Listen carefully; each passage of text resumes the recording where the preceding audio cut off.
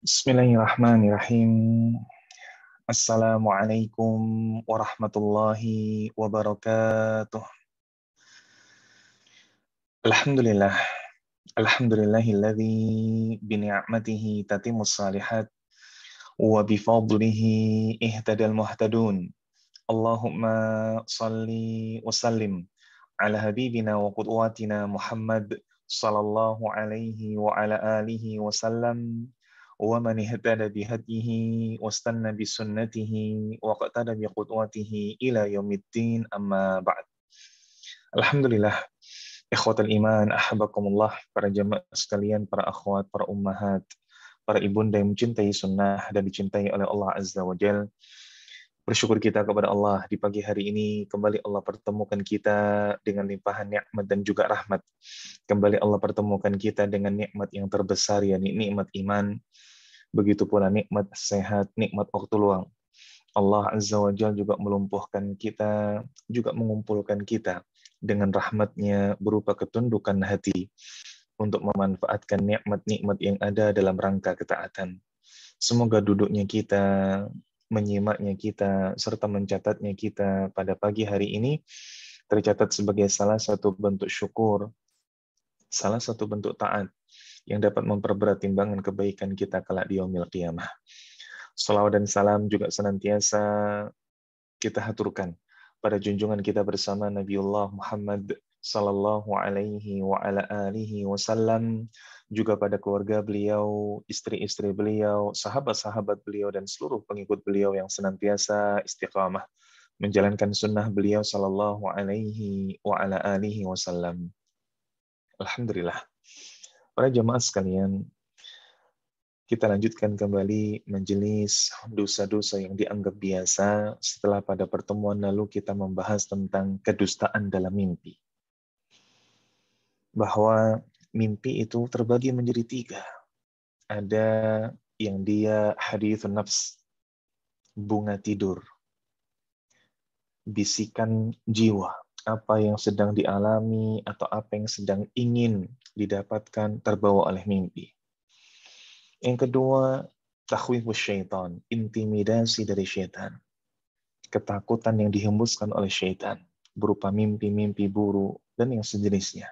Yang mana kita sampaikan pada pertemuan lalu, haram, tidak boleh untuk dijelaskan kepada orang lain, tidak boleh untuk disebarkan kepada orang lain, kecuali orang-orang terdekat yang memang tidak akan berpikir yang macam-macam, atau tidak akan berbuat mudarat kepada kita. Dan yang terakhir, yakni busyra minallah, kabar baik dari Allah, seperti sebuah petunjuk, atau mungkin sebuah ilham, atau berupa mimpi-mimpi indah. Baik.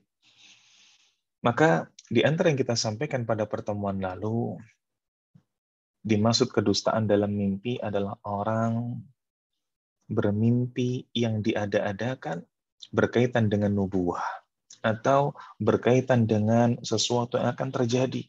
Dia sampaikan dan dia sugestikan kepada orang bahwa itu akan terjadi. Ini sesuatu yang terlarang, ini sesuatu yang oleh Nabi Shallallahu Alaihi Wasallam dikecam, bahkan termasuk min a'dhamil fara, kedustaan yang besar. Baik, ikhwatul iman, ahbakumullah. Selanjutnya pada kesempatan kali ini kita akan membahas seputar kuburan. Syekh Shalih Al-Munajjid hafizahullah menuliskan dalam kitabnya Al-Julusu 'alal Qabri wal Wutu' 'alaihi wal Qada'ul Hajah fil Qabr, yakni duduk di atas kuburan lalu kemudian menginjaknya dan buang hajat di atasnya. Ini sesuatu yang terlarang. Disebutkan oleh Syekh Shalih Al-Munajjid 3 dari judul ini, Al-Julusu 'alal Qabri, yakni duduk di atas kuburan, lalu Al-Wutu' 'alaihi, yakni berdiam di atasnya atau mungkin berbaring juga bisa, wal Qada'ul Hajah fil Qabri, dan juga buang hajat di atas kuburan. Baik. Beliau memulai dengan sebuah hadis dari sahabat Abu Hurairah radhiyallahu an. di mana Nabi Shallallahu Alaihi Wasallam mengatakan, li ayyajlisa ahadukum ala jamratin fatuhriqa thawbahu fatukhlasa ala jildihi khairun lahu min ayyajlisa ala qabrin. Seseorang di antara kalian yang duduk di atas bara api hingga kemudian terbakar baju dan juga kulitnya, ini lebih baik daripada duduk di atas kuburan. Kita sering dapati ada hadis-hadis Nabi Shallallahu Alaihi Wasallam yang memperbandingkan antara sebuah dosa dengan azab. Sebuah dosa dengan azab. Contoh ketika dalam hadis ditusuknya seseorang dengan paku lebih ringan, lebih mending dibandingkan seseorang menyentuh lawan jenis yang bukan mahramnya. Ini adalah perbandingan antara dosa dengan azab. Begitu pula dalam hadis ini, seseorang di antara kalian duduk di atas bara api sampai terbakar bajunya, sampai terbakar kulitnya, itu lebih baik, itu lebih mending dibandingkan seseorang duduk di atas kuburan. Apakah ada di antara kita yang mampu duduk di atas bara api? Tentu saja tidak ada. Dan tidak ada api di dunia ini yang ketika kita duduki sampai kemudian apa? Sampai kemudian kita tahan berada di atasnya sampai terbakar baju dan kulit kita. Tidak ada. Dan kita dapati kesalahan ini hampir ada di setiap pemakaman. Hampir ada di setiap pemakaman. Karena tidak bisa dipungkiri. Keluarga yang meninggal tidak semuanya paham tentang sunnah. Kalaupun kemudian orang tersebut, keluarga tersebut adalah orang yang muhyi'us sunnah, telah mengenal sunnah, berusaha menghidupkan sunnah, yang hadir, yang menyaksikan, yang mengantarkan, belum tentu semuanya mengenal sunnah. Ada di antara mereka yang sudah mengenal sunnah, sudah tahu bahwa yang boleh dalam kuburan ini, yang tidak boleh ini. Tetapi ada pula di antara mereka orang-orang awam. Sehingga ketika yang lain mungkin sedang prosesi memasukkan jenazah ke liang lahat, maka di ujung sana dari kuburan, di ujung situ dari kuburan, duduk di atasnya, menginjak kuburan. Maka kejadian ini hampir ada di setiap pemakaman. Duduk di atas kuburan atau menginjak kuburan. Maka Syekh Shalih Al-Munajjid hafizahullah, beliau menyampaikan, ketika kita mengubur mayit, maka sebagian orang ada yang tidak memperhatikan jalan yang harus ia pijak. Sehingga di sana ada yang menginjak kuburan, ada yang melangkahi kuburan, bahkan dengan tidak melepas alas kaki. Pakai sepatu, pakai sandal, atau yang semisalnya. Ini salah satu sikap tidak hormat kepada orang yang sudah meninggal. Tidak hormat kepada orang yang telah dikubur.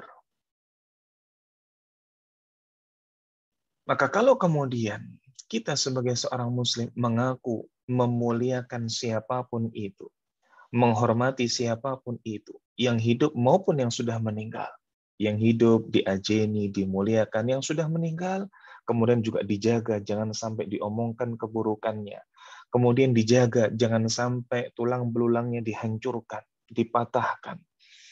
Ini bentuk penghormatan kita sebagai seorang muslim terhadap muslim yang lainnya, terhadap manusia yang hidup maupun yang sudah mati.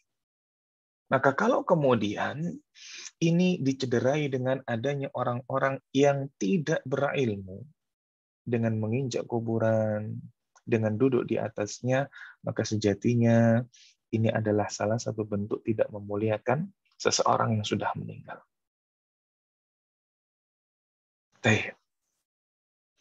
Nabi Shallallahu Alaihi Wasallam juga mengingatkan kepada kita perihal ancaman bagi orang yang suka melangkahi kuburan. Beliau mengatakan, li'an amshi ala jamratin aw sayfin. Perhatikan. Berjalannya seseorang di atas bara api atau di atas pedang. Ini yang kita jadikan sebagai judul kajian di pagi hari. Seseorang yang berjalan di atas bara api tidak mungkin kuat. Begitu pula seseorang yang ia berjalan di atas pedang tidak akan kuat. Maka ahabbu ilayya min an amshi ala qabrin muslim. Hal itu lebih aku sukai daripada aku berjalan di atas kuburan orang muslim. Lebih baik daripada aku melangkahi kuburan orang muslim. Lagi-lagi Nabi menyampaikan kepada kita hadis dengan sebuah perbandingan antara dosa dengan azab. Seseorang yang melangkahi kuburan seorang muslim, ini dosanya, azabnya lebih berat, lebih menyiksa dibandingkan seseorang berjalan di atas bara api atau seseorang berjalan di atas pedang. Nah, kalau kemudian melangkahi saja, yang ini banyak kita jumpai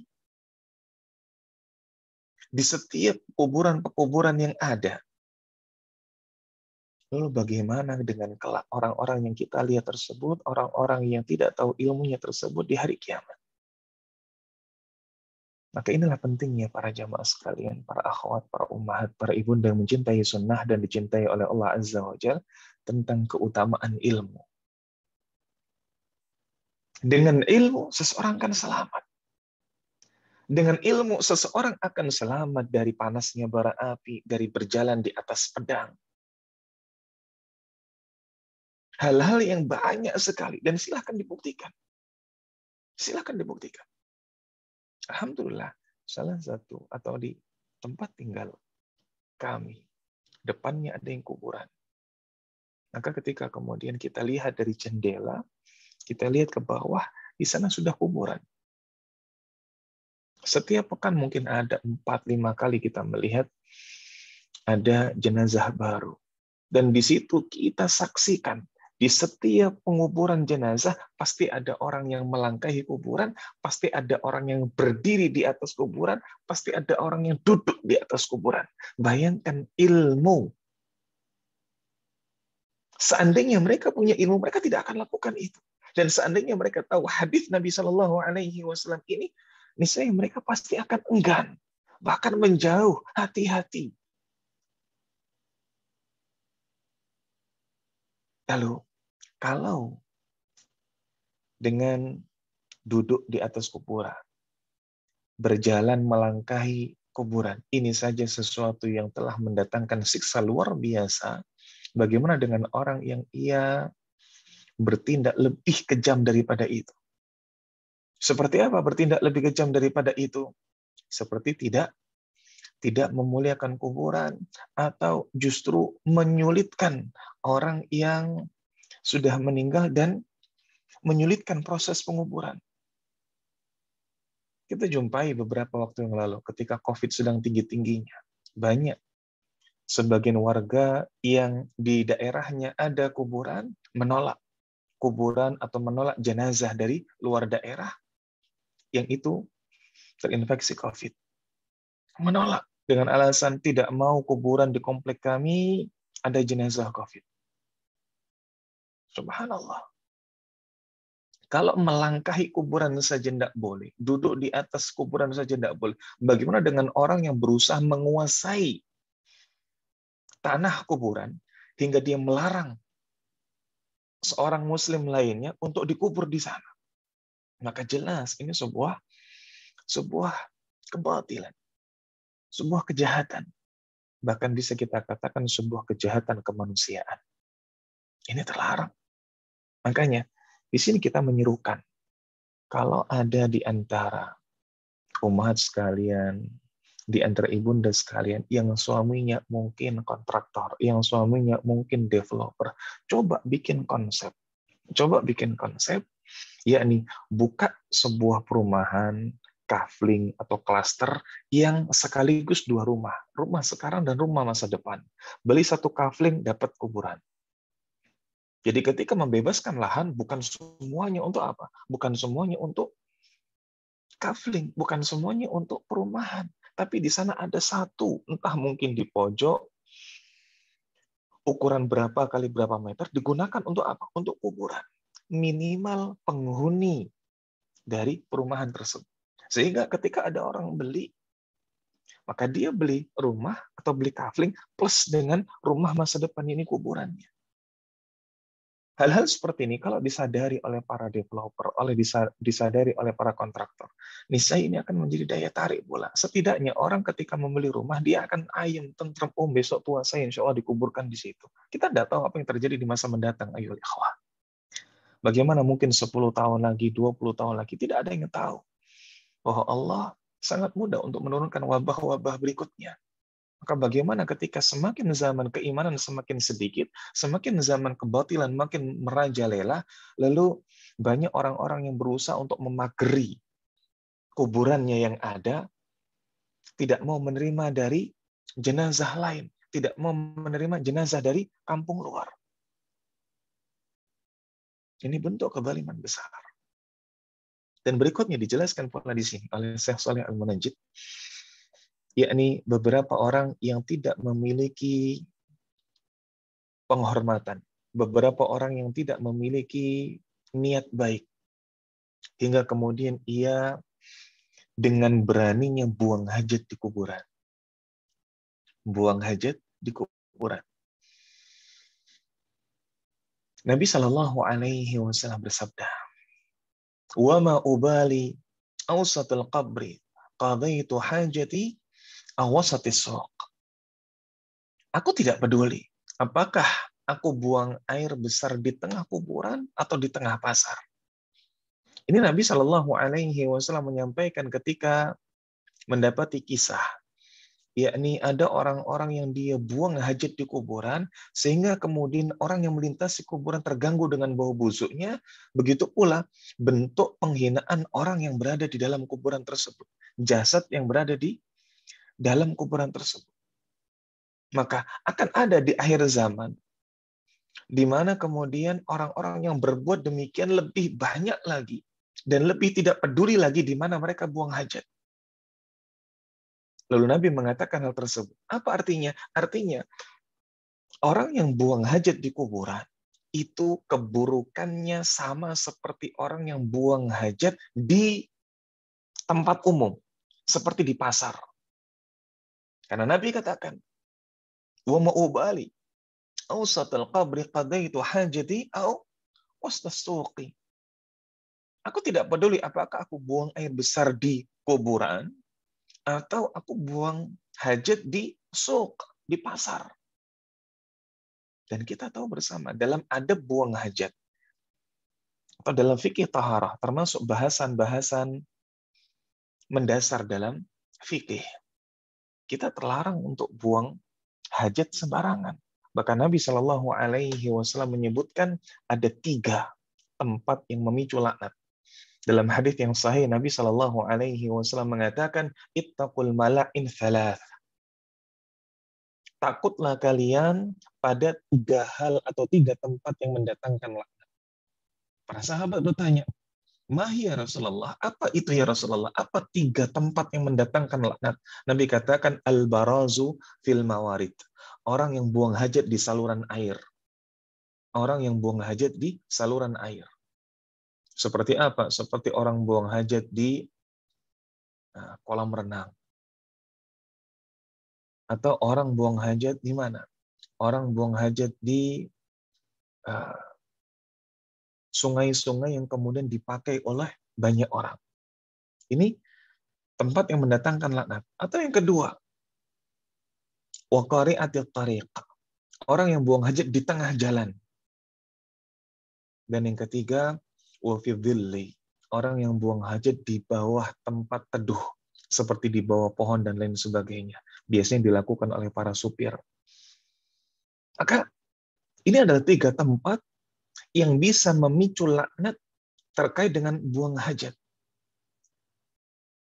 Di saluran air, di tengah jalan, atau di tempat teduh. Entah itu mungkin di bawah pohon, di pos kampling, dan lain sebagainya. Ini ketika ada orang buang hajat di sana, maka orang itu terlaknat. Dan Nabi Shallallahu Alaihi Wasallam katakan bagi orang yang buang hajat di kuburan, aku tidak peduli apakah orang itu buang hajat di kuburan, apakah orang itu buang hajat di tengah jalan, maka semuanya terlaknat. Dan kalau kita tahu makna laknat, dijauhkan dari rahmat Allah, alangkah pedihnya orang-orang yang demikian. Alangkah pedihnya orang-orang yang demikian. Orang-orang yang suka melemparkan kotoran, orang-orang yang buang sampah di kuburan, buang hal-hal yang tidak pantas di situ, maka sama saja dengan hal-hal yang terlarang tadi. Makanya kita perlu untuk belajar adab tentang ziarah kubur. Kita harus tahu bagaimana adab-adab seputar kuburan, apa yang hendaknya dilakukan dan apa yang hendaknya tidak kita lakukan. Makanya penting di zaman sekarang, di saat keilmuan mayoritas di antara kita terbatas tentang kuburan, untuk membuat kuburan ini terlindungi, di pagar, di tembok, ini penting, perlu. Loh Ustadz, kalau di pagar, di tembok, kan akhirnya tidak bisa apa? Tidak bisa mengingat kematian. Kalau lewat kuburan tidak bisa ingat mati. Tinggal nanti caranya saja, benar di tembok, benar di pagar, sehingga orang tidak sembarangan buang sampah di sana. Orang tidak sembarangan meludah di sana. Tapi kalau mau masuk ke kuburan, ya dipersilahkan.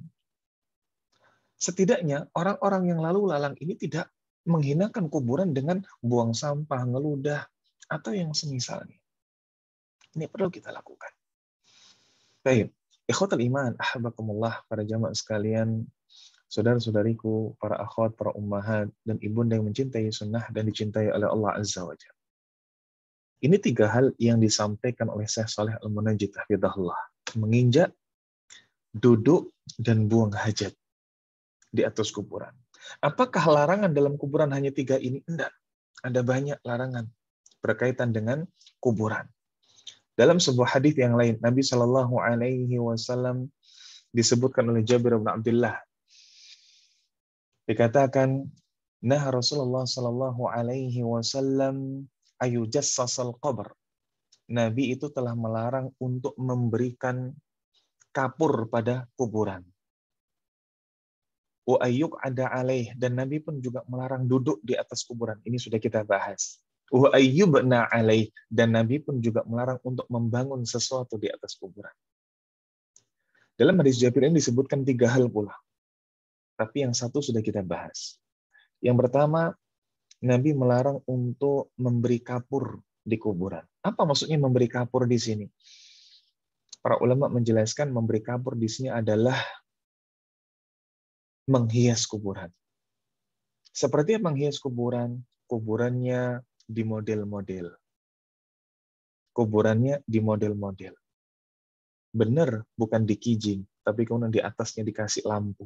Ada nggak yang seperti ini? Ada. Benar nggak dikasih kijing, rata dengan tanah. Tapi di sekelilingnya dikasih pagar. Ada nggak seperti ini? Banyak. Makanya termasuk larangan. Yang kedua disampaikan di sini, ayyuk ada alaih, duduk di atas kuburan. Ini tadi sudah kita sampaikan. Bahwa seseorang yang duduk di atas bara api, sampai terbakar bajunya, sampai terbakar kulitnya, ini jauh lebih mending daripada orang yang duduk di atas kuburan. Ini sudah disampaikan hadisnya, dinukilkan oleh Syekh Shalih Al-Munajjid. Yang ketiga, wa ayyubna alaih, membangun di atas kuburan. Membangun di atas kuburan. Dan membangun di sini bentuknya banyak. Membangun di sini bentuknya banyak. Seperti apa? Kijing.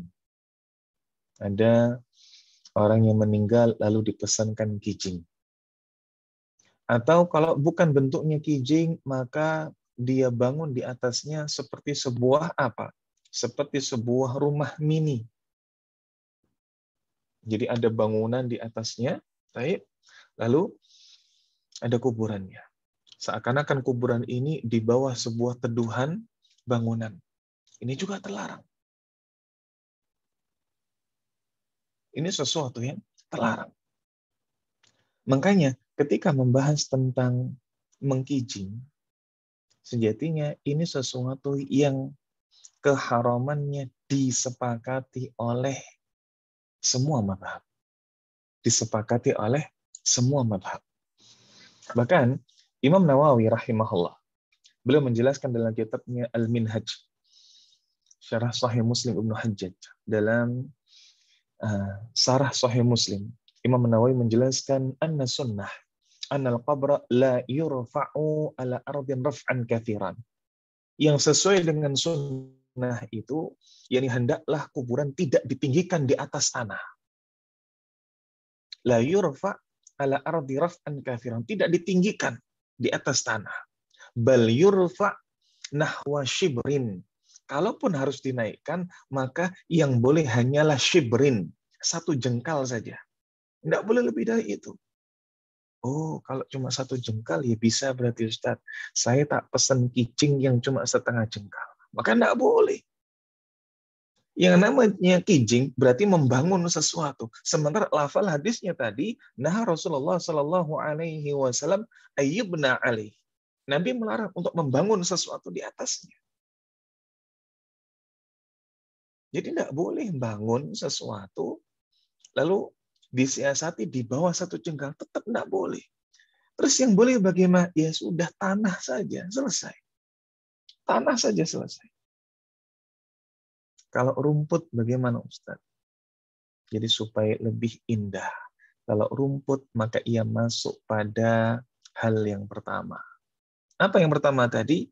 Ayu jassas. Memberikan kapur.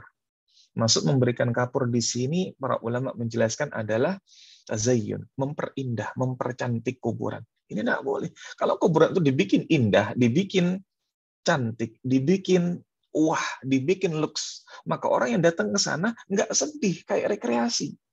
Dan pernah kita dapati ada brosur, ada sebuah selebaran, yakni sebuah komplek pemakaman di Jakarta. Subhanallah, harganya puluhan bahkan ratusan juta. Puluhan bahkan ratusan juta untuk 1 komplek saja. Yang 1 komplek itu bisa diisi 1 atau 2 atau 3 kuburan. Harganya sampai ratusan juta. Dan dibikin seindah mungkin. Sehingga orang ke sana bukan ingat mati. Orang ke sana refreshing. Inilah kenapa Nabi Shallallahu Alaihi Wasallam melarang kita untuk memperindah kuburan. Karena kita nggak jadi ingat mati.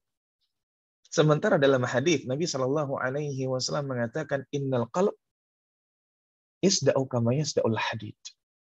Hati itu bisa karatan sebagaimana karatannya besi. Besi kalau kemudian kena panas hujan, karatan. Hati pun demikian. Hati berjumpa dengan orang begini, berjumpa dengan orang begitu, karatan. Kadang taat, kadang maksiat. Didiamkan saja hati ini bisa karatan. Maka sahabat kemudian bertanya, "Fakaifa jila'uha ya Rasulullah?" Terus gimana cara ngobatinnya, cara ngatasinnya Rasulullah? Nabi mengatakan dengan 2 hal. Tilawatul Quran wa dzikrul maut. Baca Quran dan dzikrul maut, ingat mati. Ingat mati dengan apa? Dengan ziarah kubur. Maka mau itu dia siasati bagaimana, kijingnya di bawah 1 jengkal. Atau kemudian tidak dikasih apa-apa, tidak ada semen sama sekali, tapi dikasih rumput, sama saja, itu menghias. Dan kalau kuburan sudah dipercantik, diperindah, ini sudah keluar dari tujuan utama kita diperintahkan ziarah kubur. Yang ada nanti apa? Ziarah kubur buat wisata. Dan terjadi. Mana ada kuburan wali biasa saja? Afwan ini. Mana ada kuburan wali biasa saja? Pasti dibangun. Kenapa? Karena ketika ke sana, orang diiming-imingi dengan banyak hal. Dan Afwan, kita perlu jujur dalam hal ini. Orang ketika diajak untuk ziarah wali, mereka diiming-imingi dengan banyak hal. Oke, mungkin bahasan utamanya adalah cari berkah. Doa di sana cepat dikabulkan oleh Allah. Tapi iming-imingnya banyak. Iming-imingnya bukan cuma ini saja.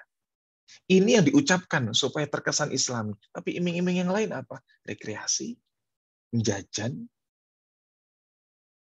Karena di tempat kuburan wali, di sana indah, rekreasi. Ada ininya, ada itunya, ada spot selfie-nya bahkan sekarang.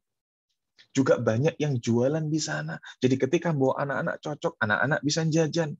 Makanya banyak kita dapati orang-orang yang cerita telah bertaubat dari ziarah wali. Dulu kalau ziarah wali yang semangat anak-anak, Ustaz. Kenapa? Ketika pulang ziarah wali, dari makam satu pasti beli gulali. Pasti beli jajan. Karena memang di sana disediakan. Maka bahasan ziarah wali ngingat mati itu cuma gimmick saja. Bahasa marketing. Bahasa marketing saja. Karena sudah hilang esensi mengingat mati di situ. Sudah dipercantik, sudah diperindah. Baik. Ikhwatal iman, ahbakumullah. Maka ini di antara larangan-larangan kita berkaitan dengan kuburan. Menginjak, duduk, buang air besar, atau buang hajat lah. Begitu pula apa? Begitu pula larangan dari Nabi Shallallahu Alaihi Wasallam, yakni memperindah, lalu kemudian membangun di atasnya. Ini terlarang. Apakah ada lagi yang terlarang? Banyak. Di antara yang masih masyarakat kita atau saudara-saudara kita di luar sana lakukan adalah tabur bunga. Tabur bunga ini termasuk sesuatu yang terlarang. Kenapa? Karena ini sesuatu yang bermula dari salah memahami hadis. Nabi Shallallahu Alaihi Wasallam suatu saat pernah berjalan di atas kuburan atau berjalan melintasi kuburan. Afwan, bukan di atas, melintasi kuburan. Lalu Nabi diperdengarkan oleh Allah atas apa yang terjadi pada penghuni kubur itu. Ini azab kubur. Diperdengarkan oleh Allah. Allah membuat Nabi bisa mendengar hal tersebut. Maka Nabi mengambil pelepah kurma yang masih basah, Nabi potong menjadi dua, lalu Nabi tancapkan di situ. Dan Nabi mengatakan, semoga selama pelepah kurma yang masih basah ini akan bisa meringankan azab dari penghuni kubur itu.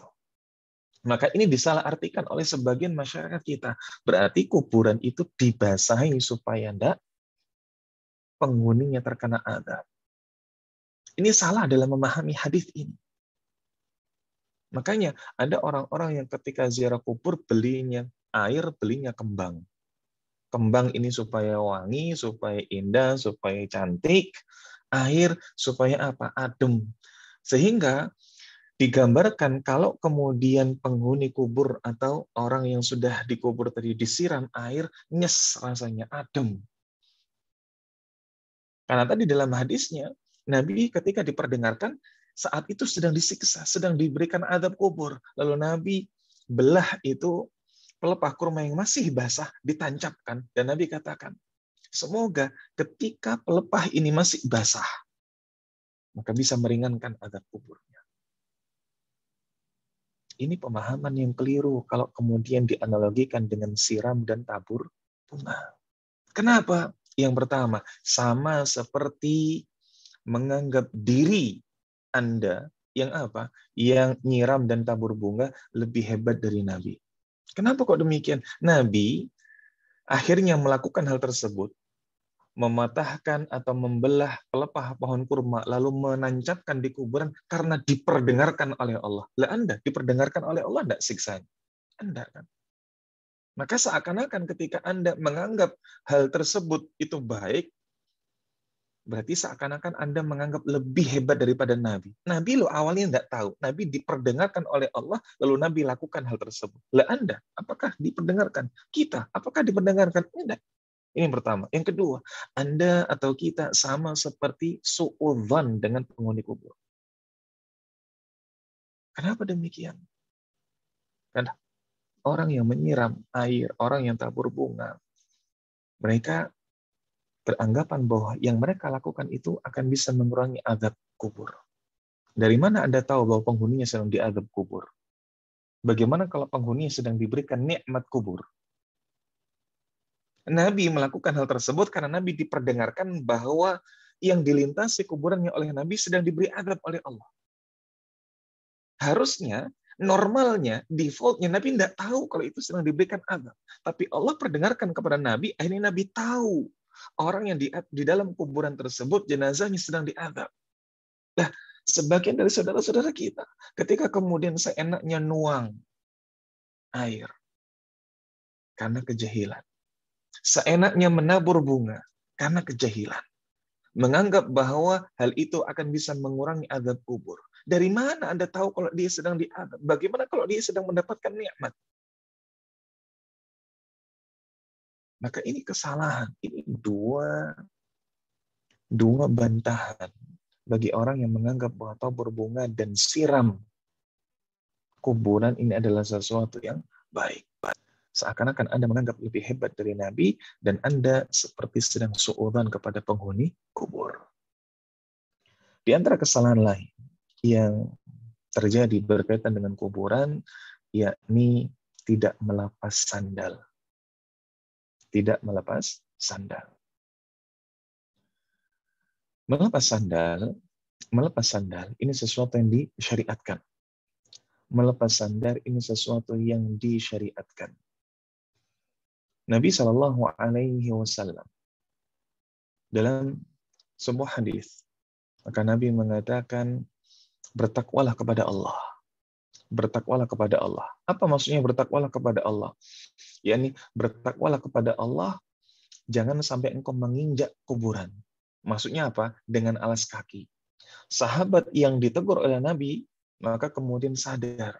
Dan sahabat ini meletakkan alas kakinya, sandal atau sepatunya, ketika akan masuk ke kuburan.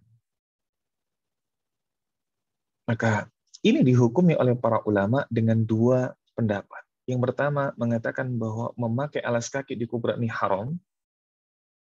Dan yang kedua, memakai alas kaki di kuburan ini makruh. Dan wallahu a'lam bishawab, pendapat yang paling kuat adalah pendapat yang kedua. Terlarang, tetapi terlarangnya bukan keharaman, terlarangnya karena makruh. Terlarangnya karena makruh. Baik.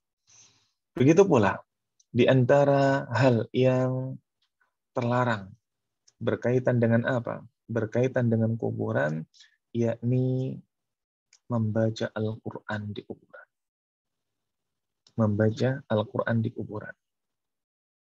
Tidak ada satu dalil pun, tidak ada satu nas pun yang sahih berkaitan dengan membaca Al-Quran di kuburan. Tidak ada.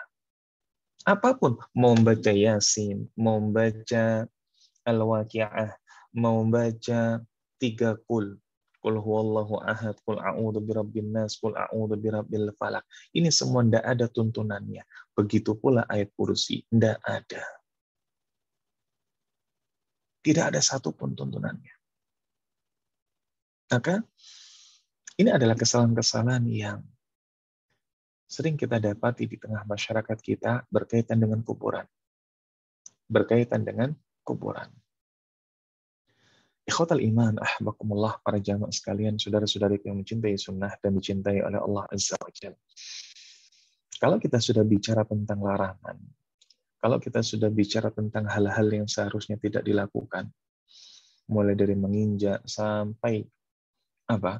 Sampai membaca Al-Quran, lalu apa yang harus hendaknya kita lakukan saat ziarah kubur? Apa yang mestinya kita lakukan? Yang mesti kita lakukan saat ziarah kubur itu, yang pertama, yakni ingat tujuannya. Ingat kematian. Tujuan utama ziarah kubur itu ingat kematian. Jadi jangan sampai ketika ziarah kubur ada niat macam-macam. Ini dulu, ingat mati.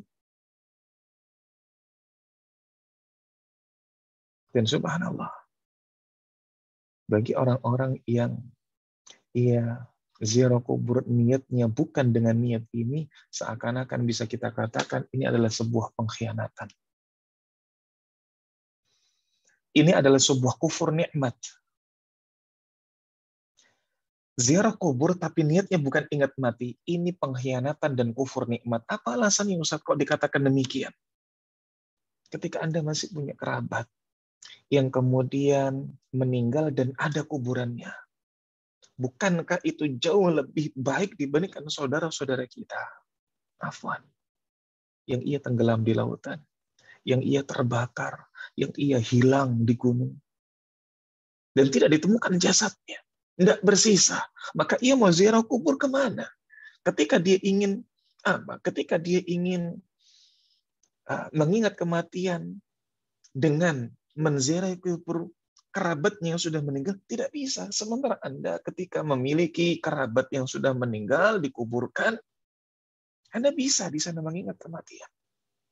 Dengan lebih apa? Dengan lebih meresap ke dalam hati karena itu adalah apa? Karena itu adalah kuburan dari kerabat Anda. Sehingga orang yang dia punya kerabat sudah meninggal dan dikuburkan, datang ke sana tapi bukan dengan ingat kematian. Tujuannya lain-lain, makanya seperti kufur nikmat.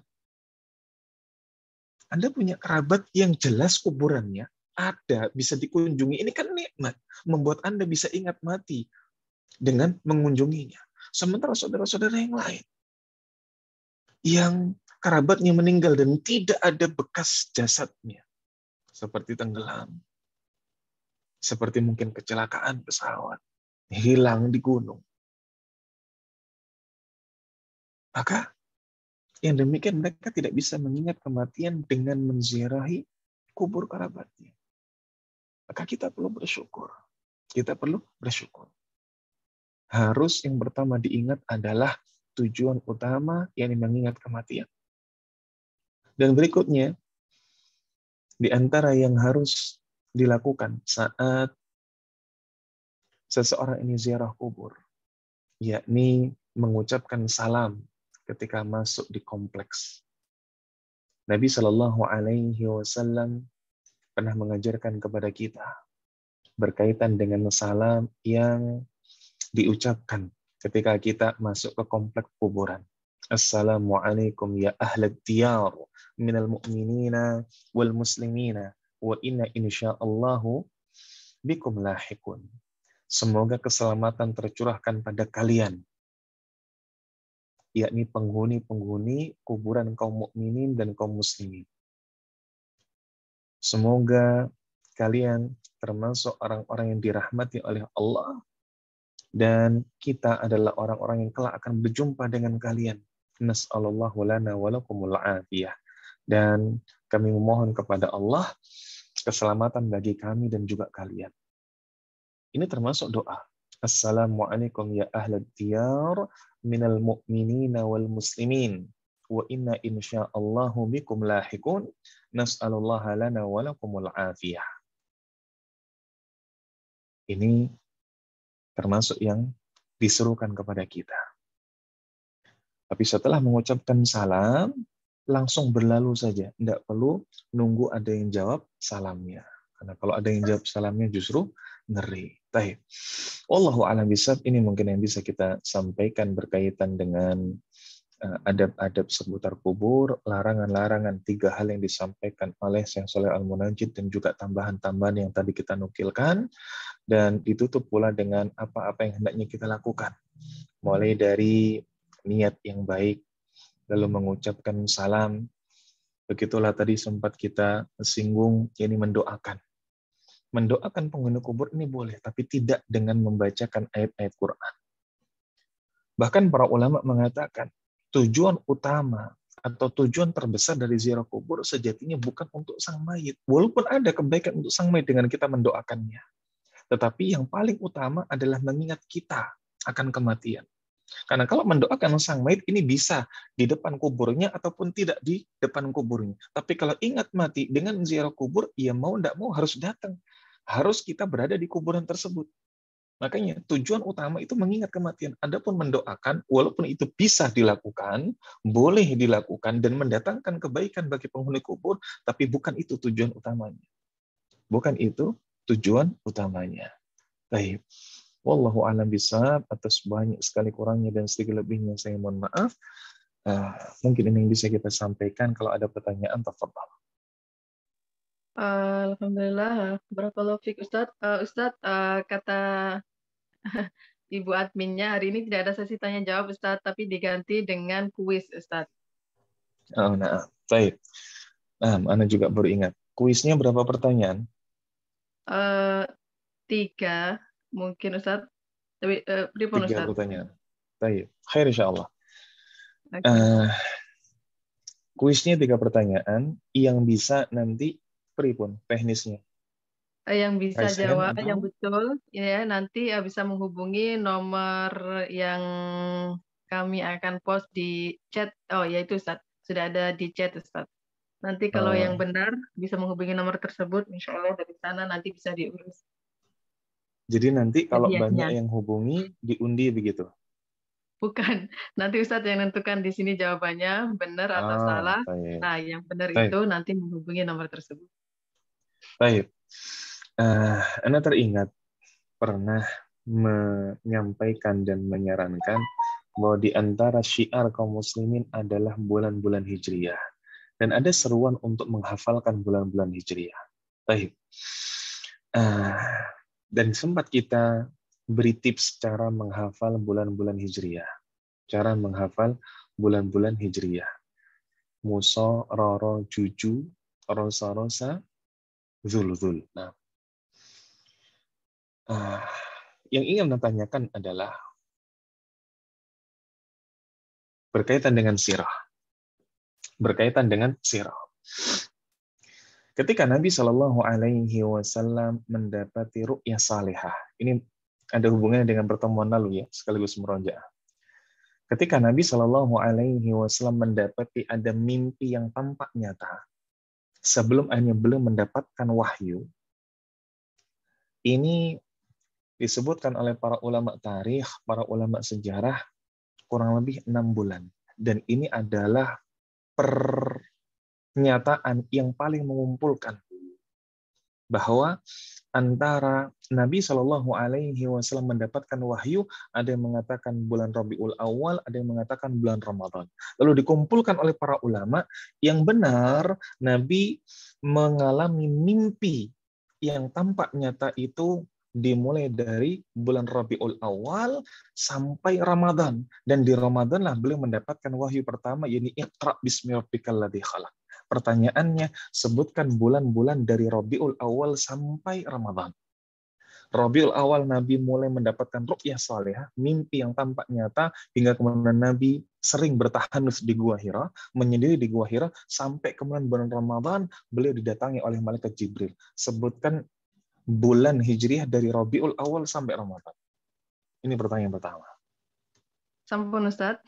Silahkan ibu-ibu yang tahu bisa angkat tangan dari sekarang. Silahkan Umu Akila.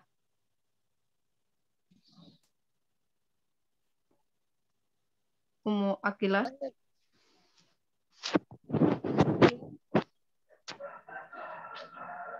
Halo, Bisa? Assalamualaikum. Waalaikumsalam warahmatullahi wabarakatuh. Nah, Ya Ustadz, Ana coba menjawab. Bismillah.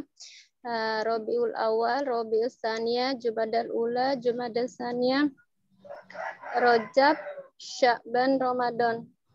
Masya Allah, Alhamdulillah, Barakallah fiik. Nah, ahsanti, benar. Masya Allah. Silakan Ibu menghubungi nomor yang sudah tertera di chat ya.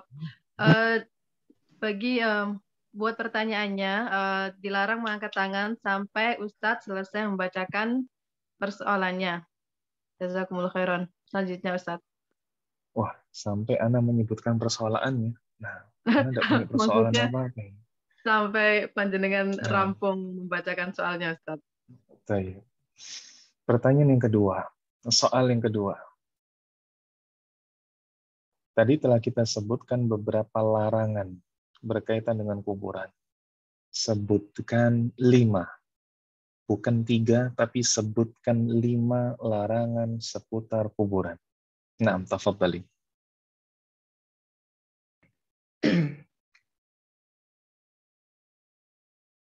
Sebutkan 5.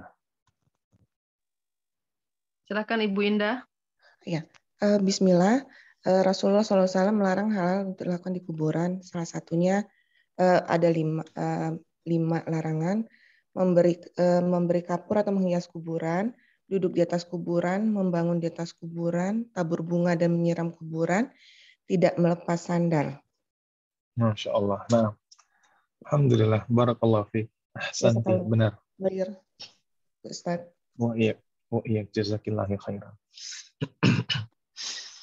Pertanyaan Ustadz. berikutnya. Oke. Ada berapa pertanyaan? 13? Terserah Ustadz. Berapa Ustadz? Oh, Masya Allah. Baik, pertanyaan berikutnya.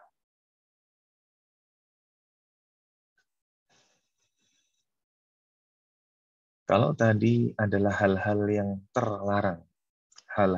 terlarang, maka sebutkan 3 hal yang dianjurkan, 3 hal yang disyariatkan berkaitan dengan ziarah kubur. 3 hal. Silakan Ibu-ibu. Ya, Ibu Sri Mulyani. Ya.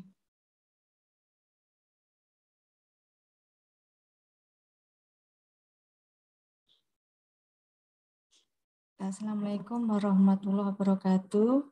Waalaikumsalam warahmatullahi wabarakatuh.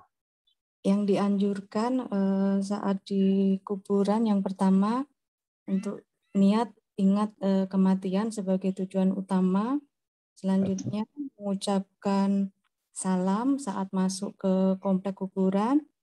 Dan yang ketiga mendoakan, tapi berdoanya bukan dengan ayat-ayat Al-Quran, karena berdoa bisa dari mana saja. Terima kasih. Masya Allah. Barakallahu fiikum. Ahsanti, benar Ibu.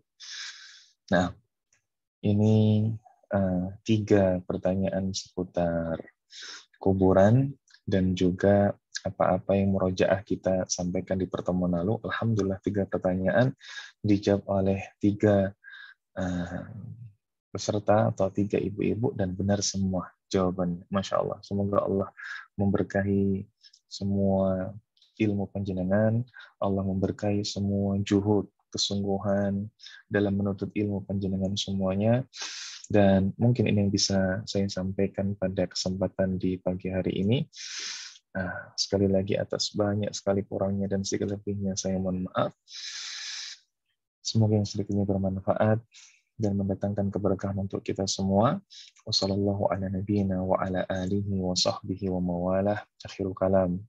Assalamualaikum warahmatullahi wabarakatuh.